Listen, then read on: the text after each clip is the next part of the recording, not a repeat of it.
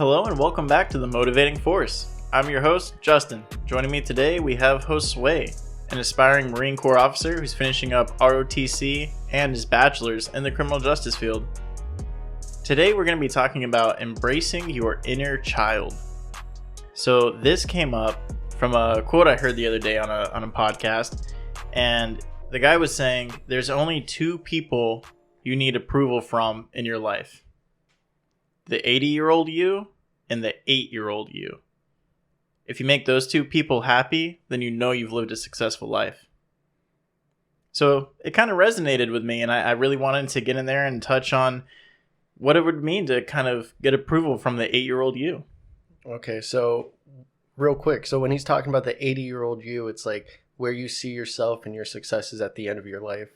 And then the 8-year-old you that's constantly with you at all times, that little inner dialogue of telling you to like have fun sometimes or be creative. Is that what you're talking about? Kind of. I mean, he put it in a way where it was like if you were presented to the 8-year-old you or the 80-year-old you, like at this moment in time, yeah, would both of them approve of what you're doing? Was kind of the concept. Okay, I like that. So, and I didn't really want to talk too much about the 80-year-old you, because that's kind of more of a no-brainer for us, especially people out there that are trying to get after it. They're definitely forward-thinking and kind of more prepared for the future. Yeah. So it's kind of easier to get approval from that 80-year-old you than it is to really kind of think backwards for a second and make sure you're still appealing to the child within you. Well, it's also easier to make excuses to the 80-year-old you, because it's harder to make an excuse to a kid, because then you're going to let them down. They're going to see that hope it's all lost because you're just coming up with excuses for it. But that child inside of you always has that like high hopes and, like a higher standard for what to expect. And you have to be able to like confront that. Yeah. And it got me thinking about how we have like that child within us. What kind of was the problem with that? What kind of put us away from that? Getting into adulthood, you lose a lot of acceptance across the board. Yeah. So it was kind of making me think like, okay, so what's the importance here of having that? And I kind of picked out some characteristics of why it's like it's good to kind of embrace that inner child, and of course give some ways to do that, as well as trying to motivate you guys into why it's kind of an important thing to hold on to in life. And of course, the biggest issue with being a child is you lack experience. Yeah. You lack the ability to, apply knowledge and get things done. But the characteristics you have inside of you are amazing. Yeah. You got that imagination, you got that that energy. The three main characteristics I wanted to pull out from that people really need to hold on to start getting more approval from the 8-year-old you was resilience, creativity, and non-fearing. That's a big one.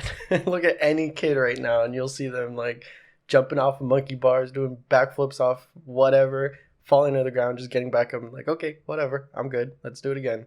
That resilience is like, it's wild. By definition, resilience is the capacity to recover quickly from difficulties. Yeah. And toughness. Yeah.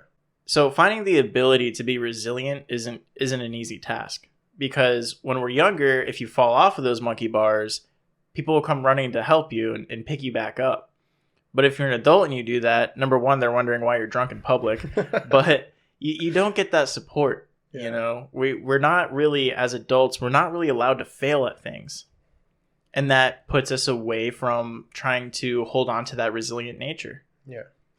Well, don't you see being resilient also as like just different life experiences? Like there's things that are going to knock you down, but if you can just keep getting back up from it, like it doesn't have to be, being drunk in public and being on the monkey bars. It could be like relationships or just opportunities in work.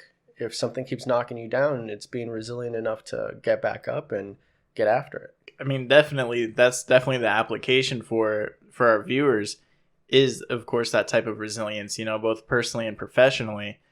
But even then, you still, a lot of people just have the wrong people around them, and they'll end up lacking these qualities. Well, I really appreciate that you brought that up because that's Wednesday's segment.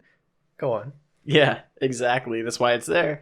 But it's true though. It's, when you don't have those people around you, it can really mess up a lot of what would be some core values that you could hold on to and embrace. Yeah. And resilience is definitely something that you kind of it's always nice to have that support. Yeah. In order to maintain that resilience, because then when you fail, you don't feel like a failure. But in the same way, when you bring up those other characteristics, jumping ahead real quick, when like the non-fearing thing, if you do have people that are only gonna like coddle you, like if you're a child, that can also be like, it could go to the extreme the other way, where it's like now you won't have that same sense of like non-fearing nature or resilience, because now you're just expecting them to coddle you. So you're like, why do I even need to try it if I'm good here? Like there's no sense of like motivation. There's no push behind you to try these new things if you're good, you're comfortable where you're at. Well, I'm glad you bring that up, because that's really where that second point is gonna come into play here with the creativity side. But ending out resilience here, I did just want to say one thing about it when it comes to people worrying about, that bounce back and not getting support or whatnot on, difficult things that we're trying to do in life, because no matter what you're trying to do, whether lazy or motivated, life is hard, and it can be hard. You're not expected to do as much as you think you are. Mm-hmm. And there's a lot you can bounce back from that you're not going to get so much criticism from. The real take home on resilience when it comes to maintaining that inner child is really going to come full circle with this little quote here. And that's, adults are just children who pretend they know what they're doing. Because it's true. Yeah. It really is.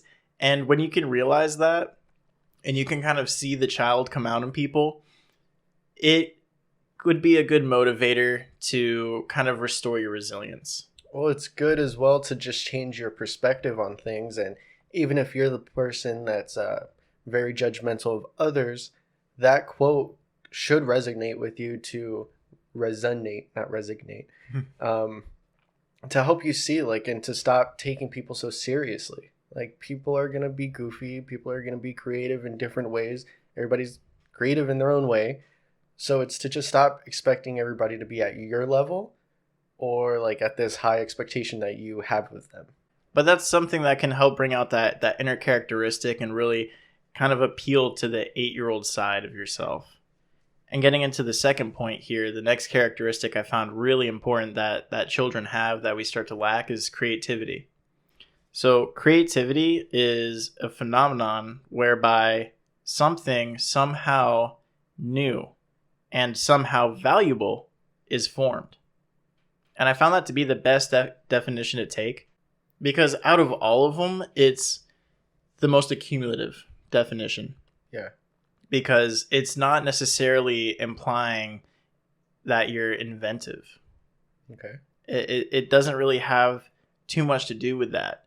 And it just has to do with the ability to create and bring value into the world. And that's something that, of course, we've lost as we've gotten older and entered adulthood. I mean, there's also different approaches that you can take when you're creative, like in the workplace environment. If you're stuck doing the same job over and over again and you feel like it's dragged out, or you're doing extra steps that you don't need to. If you're creative enough, you can go to your supervisors or whoever it is to come up with an easier way, or not to cut corners, but like a more productive way to get to the same result. But that's all due to that creativity that you're allowing yourself to have. And that's why I brought up like imagination earlier. Like that's the first thing you think of with kids, because they're always drawing and they're thinking of these new things that, I mean, to them it makes sense. To us it makes no sense. But it could also be the same phenomenon that happens when I was talking about the inventions and stuff in 2-3 episodes ago, about how our society now it's so easy to just be in comfort and not want to create these new things because we feel like we already have it. So if we're not embracing that 8-year-old child inside of us, how are we going to come up with these new things to better our lives now, because we think we already have it set for us? Yeah, I mean, that's a great perspective to have on it, because I was a little worried up front about that sounding too arts and craftsy, like, you know, you have to be doing a hobby or something. Yeah. But that's exactly the point that I'm trying to make with that creativity. Speaking into that adulthood application, there are things that you can do to help really improve in your professional life that do take creativity. Yeah. You know, it's like, you know, quoting Bill Gates, he said he'll always hire a lazy person because they'll find the fastest way to get the work done. Well, that's the truth. And it's one perspective to look at, Yeah. you know, and it's that creativity that you can pull out of yourself. And especially when you take some of the knowledge that you have and some of the life experiences you have, and especially when we talk about, you know, the field of work you're in. Yeah. You're not doing it for fun. You can't tell me you didn't learn anything if you've been there for, you know, years doing the same thing. But that's also why it's good to either hire or just surround yourself with people that have different mindsets. Doesn't have to be that they're lazier than you or that they work harder than you. It's just if we both have the same mindset on how to approach things, or our plan of attack's usually the same, we're always going to think the same way when we're breaking down a problem. But then if we hire somebody that, or work with somebody, interact with somebody that has a completely different mindset and doesn't have the same plan of attack for things, they're going to come out with a different path to the same result. And we're not saying that they're lazy. We're not saying that they're working harder than us. It's just, it's good to have different creative minds around you. Yeah, because if you're around too many like-minded people, you can definitely stifle that creativity. Yeah. Kind of reinforce the fact that you don't need it, because everybody's already agreeing with you. So what's the point of making a change? Exactly. You know, I definitely just think, obviously, for those reasons alone, that's a great, you know, characteristic to really hit on and really try to get people to re-embrace and to help get approval from their 8-year-old self. Because I think a lot of it too is when you're a child, I mean, everything's new to you. So even if it's common knowledge and it's nothing that's, you know, crazy or crazy inventive or something like that, like it's everyday thing for us, for that kid, it's mind blowing. And for them to see that and they start making all these connections, it's easy for them to connect the next thing. Yeah. Because they're staying in that mindset of like, all this stuff is new. I can do new things. Yeah. And then they hold on to that, and then they try to prove that they can do new things. And, you know, most of the time it's stupid, silly little things. But as you get older, if you continue to believe that you can constantly be doing new things and being creative in that sense, and you're taking everything you do know, you can strike gold with that. Yeah. You know? Well, like if you're lucky enough to be one of those kids that have one of those outgoing imaginations, let's say you like to draw, right? You start drawing up cars, and then the cars evolve into flying cars because you have this creative mind and this crazy imagination as a kid, right? But then, spoiler alert for Wednesday's video, then you surround yourself with the people that actually care about you achieving those goals that you have for yourself, and then pushing you to achieve great things instead of the people just knocking you down. When you have that kind of mindset as a child and you continue to hold on to it and you just keep expanding on it, and real life comes around where you can get financial support for those goals, you can turn that into the next Elon Musk, and then you created flying cars because of the imagination and creativity you had as a child, but all due to the support you had from the people that you surrounded yourself with as an adult. Yeah, and a key factor in that would be to, you know, believe in the impossible, believe in the things that you can do. Well, it's Given not even the believing. opportunity. Yeah, it's not even believing in impossible. It's just believing in yourself, and you can make things happen. Yeah. Like we talked about last week with the law of attraction. If you believe and work hard enough in something, you will get it. Even if it seems impossible to other people that don't have that creative mind, you can achieve it if you work hard enough for it. Yeah, I mean, I think that's the perfect way to wrap up creativity side of Yeah. it. And to really embrace that, really get in there and practice your creativity. I think the best thing that people can do is really just reading and writing. Yeah. You know, more so on the writing side, but as we know, reading is kind of the cousin to that. You don't necessarily need to be creating something new, but just the act of taking your thoughts in any shape and form and writing them down, you are creating something. Yeah, and I'm pretty sure I've said it before that, like, in high school, middle school, all that, like, I hated writing because it's the initial start to it. But once you start going and you have that paragraph, that 2 paragraphs, when you have all cylinders firing, dude, your brain's like on the next level, because then you're embracing that creativity, that imagination, and I'm like, you're not writing like fiction or anything. You can be writing a normal essay, but it's getting all those new thoughts and different ideas and different angles to take on paper, and they're just words. Yeah, it's a beautiful thing what it can really open your mind up to. For as simple as it may sound, it's going to be the best way to embrace that creative nature that we all have in us. Yeah, I 100% agree with that. All right, now time for the big one, right? Non-fearing. Okay. The non-fearing characteristic that children have, and I mean this in both senses, as far as the judgment side of it and the failure side. Kids aren't afraid to fail, and they're not afraid to be judged. That's for sure. Yeah. Being able to get back to that and really embrace that as an adult, especially when you combine it with things like, the resiliency that you should have and the creativity you should have, and you have those cylinders firing, like you're saying, and all that's going well, and you're really trying to get out there and do something new and something valuable for the world, and then you don't get hindered by the judgment or by the fear of failure, that can really take you to the next level. Yeah. Now, do you think our generation that's coming up now and younger kids, do you think that they fear less because they aren't getting beat like we used to get beat?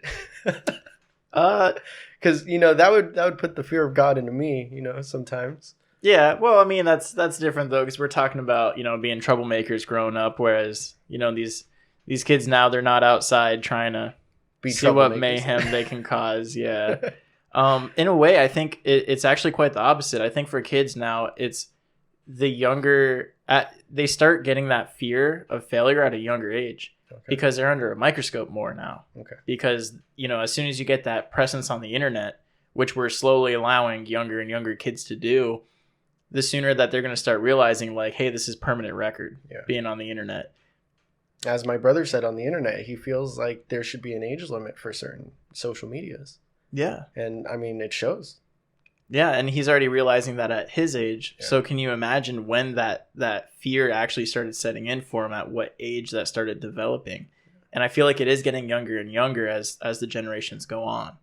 But I think the biggest issue we have is that as we get older, entering adulthood, we have a lot to lose as well. Yeah. And we have a lot more commitments, a lot more responsibilities. So I think our fear of failure, and it really comes from how much more we have to lose than we did when we were younger. And also like that reputation that we always carry around being an adult, that responsibility that kind of is like our social status, your financial situation going on. People are always quick to label people due to different aspects of their life. So that weighs down on that fearing aspect as well. Yeah, there's definitely a combination of the two as far as the judgment and the failure goes, because of course that failure brings on that judgment. But I think something that people really need to start to look at and start understanding a little more, something we don't talk about a whole lot as a society, is loss management. And it's kind of like how it plays out in the stock market. If you're trying to make money in stocks, it's all about risk management. Right. Which is why a lot of people can't do it, because a stock could go from $5 to infinity, but it can only go from 5 to 0. Yeah. So when you really kind of make these margins really tight as far as the losses go, and you just allow the top end to be endless, you can really start making money. And the same thing kind of applies to your mentality when you're out here and you're trying to take risks and move forward in life. And like if you're planning on starting a business venture, and everybody knows you're not going to make money for a while. Correct. So it's like, how do you prevent these risks from becoming fatal? I mean, there are those plans that you put out on our podcast on like how to analyze the different risk factors, knowing the steps to attack the goals. Like realizing if it's realistic or not. Yeah, but getting out of that fear of failure and kind of jumping into the fear of that judgment that can kind of come along with that, or just in general, before the failure even happens, you're already worried about the judgment to come if you do fail. So you kind of get that little two-ply going on, right? And again, to kind of go back to kind of this podcast I was listening to the other day, so many bangers in it, man. It was great, right? And kind of inspired this whole thing here. When they were talking about kind of planning for the future, they were saying if your mother tells you not to open a business because you had the idea to do it, ask yourself one question. How many successful businesses has she run? Yeah. And the moral of the story was, it's like asking advice on how to run a faster mile from a chef. You're not going to get much help. So just because there's certain people in your life that you look up to, I mean, obviously such as like your mother or your father, in certain areas of your life, they're going to be of no use to you. Correct. If they're not already entrepreneurs, they don't already own businesses, and you think you want to get out there and create something new and start a business and create a product, they're not the ones to go to. But in your mind, they'll be the first ones to go to because you're going to rely on that comfort. Yeah, that's where you get all your comfort, that support from them. And it's like, you really have to look at what realistic reason are they giving you that you can't achieve that goal of opening up a business? What credit do they have to prove that you're not able to do it? Yeah, and that's where that idea ties in to that fear of judgment. Yeah. Because you'll go to them first because you know they're least likely to judge you. And you're not going to go to the people who are going to give you judgment. And on some of these ideas and some of these things you want to accomplish in life, you are going to need to be judged. Yeah. It's going to be better for you. You should be going to business owners and talking to people and giving them some of your ideas and kind of just getting some feedback from them. Yeah, you go to the people that are in that field of what you're trying to do already. You don't go to the people, like you said, you don't go to a chef to try to learn how to run a marathon. And when you can start getting rid of that fear of that judgment, it really opens up those types of opportunities to you, because then you won't mind going up to somebody and being like, hey, I'm trying to do kind of what you're doing, except I have this little spin I want to do with it. And I think it'll work good. And then they're kind of like, yeah, like 10 people before you tried that and they all failed. It looks good on paper, but it sucks in real life. Yeah. And then you might have like that shame for that moment of like, oh, well, that was a stupid idea. But you move forward. Yeah. That's how you know. That's how you prevent that risk from growing, instead of just going in with a blind eye and trying that same thing that so many other people failed with in that field, when all you had to do is ask somebody a simple question. Or have the people around you that could have some type of experience in that field and not necessarily just shoot you down like that, but they could be willing to, help you out. Like, hey, 10 people before you failed at this, but I can try to give you some tips, pointers. I can help you out and try to help you succeed, instead of just, flat out just, no, your plan, your dream goal, whatever it is, it's not going to work out, because that's going to hit worse than, somebody that could actually help you out. They're telling you no, but they're also trying to help build you up. Yeah, I think that's the best point of it. Yeah. is that networking and the things you can create from that. And to kind of wrap up that last characteristic, I think what people can do to help embrace that side is to create really small goals or challenges that is something you don't know anything about. Because if you don't know anything about it, you're going to fail. Yeah. At least once, right? And it's going to get rid of that fear of judgment, because you're going to have to find help to complete those challenges. And I think that's the best way to overcome and get that non-fearing attribute back into your life. Yeah, then you can help work on that risk factor as well, because that risk factor is going to be minimized, since you're not going to be taking these giant leaps in your life. You're taking these small goals at a time. So it's going to be less of that risk factor. Yeah, and it's a great way to kind of bring those smaller improvements to your life and help create that better structure that we all need. And I think if you really focus on those three characteristics, it can bring that approval from that 8-year-old you, and it can take you so much further in life when you're able to bring your knowledge, bring that applicable side of yourself that you have, the capabilities you have as an adult, and reattaching it to these characteristics that come from having a child's mind. I mean, you can get out there, you can take risks, you can bounce back, you can create something new, and you can bring some really good value into this world. Yeah, sorry, I know you were closing out there, but this thought came to mind when we're kind of wrapping everything up, and it's, Elon Musk. He's an adult that has the capabilities as an adult now, all the money in the world that he has, but also the teams, the businesses that he's created, but he still has those creative characteristics as a child. He's pitched so many ideas, I'm sure of it, but when he goes up to people and he's like, oh, I want to build a tunnel system under California to help the traffic problem, so many people probably shot him down, but it's like he's being creative. He's trying to find an alternate to what's already made. Highways and all this stuff, you can only make so many of it, so why not just make a tunnel system to try to ease the flow of traffic? But then he applies it, and look, now what he's doing, he's building the tunnels, or he's digging the tunnels, sorry. Rockets, it's already been done, but he's taking that creative side of trying to change it, tweak it to see what's more beneficial, what can work for humanity as a whole. So it's relating it to somebody who's out there and doing all these characteristics that we're talking about and applying those adult capabilities, like the financial situation, the networking, wrapping everything all in one, and he's out there doing it. Why can't we all get to that level? What's stopping us? Well, that would be the importance of embracing the 8-year-old you, because the only thing stopping you is all those characteristics you let go to the wayside.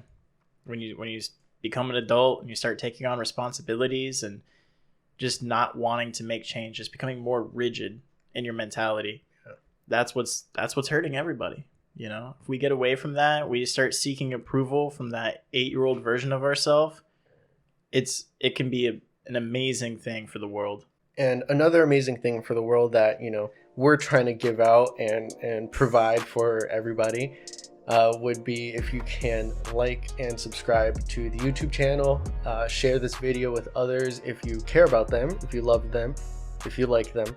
You can also follow all of our social medias down in the description down below. We have Facebook and Parler at The Motivating Force. We have Instagram at Podcast TMF. All of our videos come out Mondays and Wednesdays at 8 a.m. EST. And until Wednesday, go get